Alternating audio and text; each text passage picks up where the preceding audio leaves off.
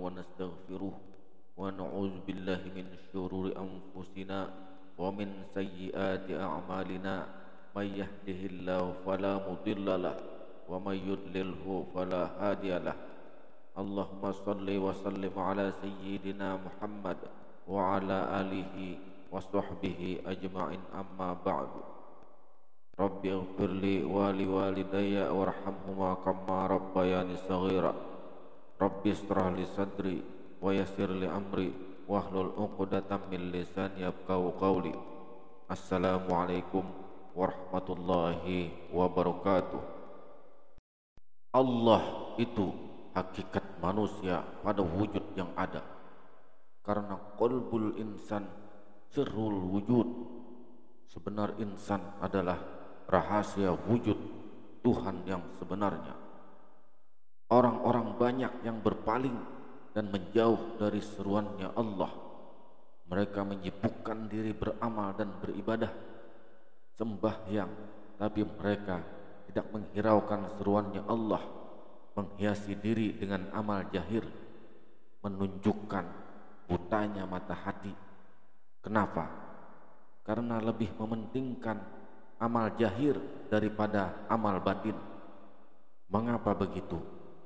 Karena sebenar-benar diri kita adalah yang batin. Banyak yang berpaling dengan seruannya Allah, menghabiskan waktu beramal, beribadah yang jahir, tapi lupa dengan yang batin. Tidak salah kita beramal, beribadah, tapi juga harus tahu dan ingat dengan yang batin. Karena kita harus ketahui hakikat diri, siapa yang beramal dan siapa yang beribadah. Banyak yang beramal beribadah karena nafsu, berpaling dari seruannya Allah, buta mata hatinya, tidak tahu hakikat dirinya. Padahal setiap perbuatan pasti ada yang berbuat. Artinya yang berbuat adalah diri yang batin. Inilah yang dikatakan la tataharraku zarratan illa biiznillah. Tiada bergerak ruh dan jasad kita kalau tiada izin nur Allah. Oleh karena itulah hati-hati dengan ulama. Kita jangan mencela. Tidak tahu kita apabila mereka kenal dengan Allah, sudah makrifat mereka bisa menyebabkan kita kualat. Jangan sembarang mengejek orang kalau mereka ma'rifat, karena sesuai dengan hadis Nabi dari Abu Hurairah, ia menuturkan Rasulullah sallallahu alaihi wasallam bersabda, Allah berfirman, siapa yang memusuhi waliku, maka aku umumkan perang kepadanya, dan hambaku tidak bisa mendekatkan diri kepadaku dengan sesuatu yang lebih aku cintai daripada yang telah aku wajibkan. Jika hambaku terus-menerus mendekatkan diri kepadaku dengan amalan sunnah, maka aku mencintai dia. Jika aku sudah mencintainya, akulah pendengarannya yang ia jadikan untuk mendengar, dan pandangannya yang ia jadikan untuk memandang, dan tangannya yang ia jadikan untuk memukul, dan kakinya yang dijadikannya untuk berjalan. Jika ia meminta kepadaku, pasti kuberi, dan jika meminta perlindungan kepadaku, pasti kulindungi.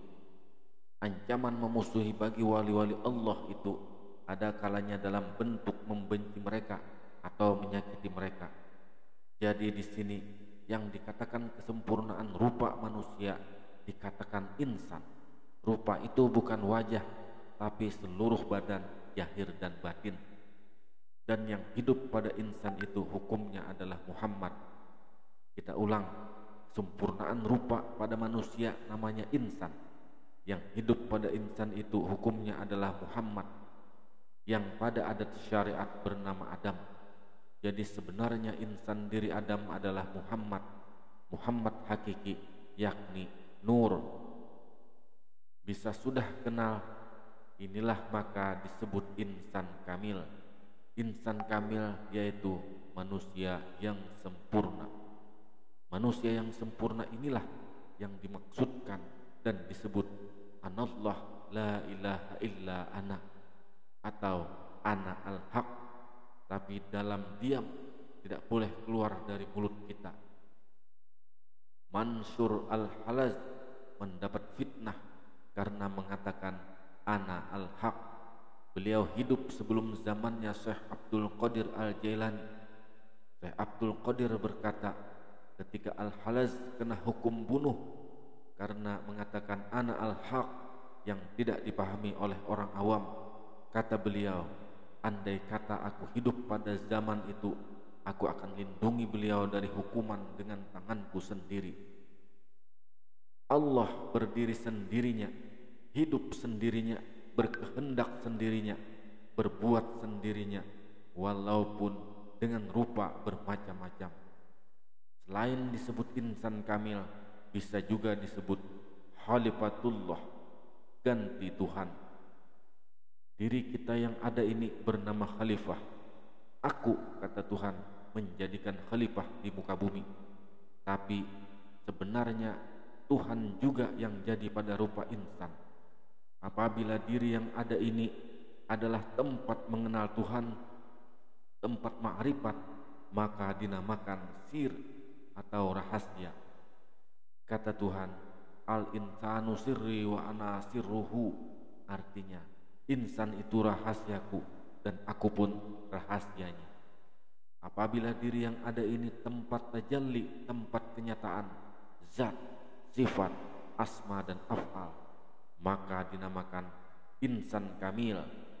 Jadi insan adalah kesempurnaan tajalli zat Allah, sifat Allah, asma Allah dan af'al Allah.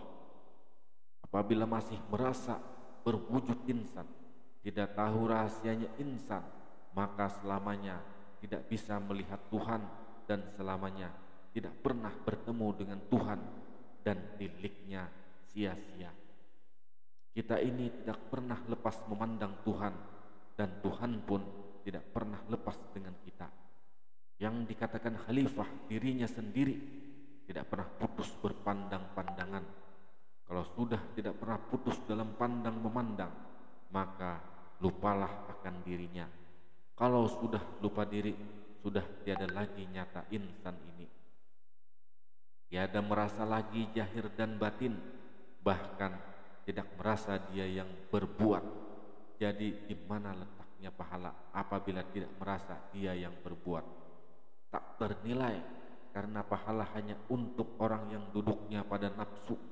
Perbuatan amalnya ingin dibalas oleh Allah, ingin diberi upah. Ketika kita memuji Allah berarti memuji diri. Ketika kita bersolawat berarti pula memuji diri. Kenapa bisa begitu?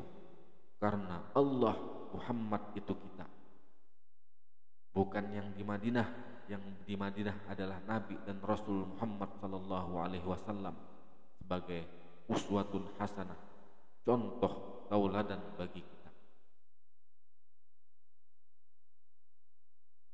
Terima kasih, mudah-mudahan bermanfaat.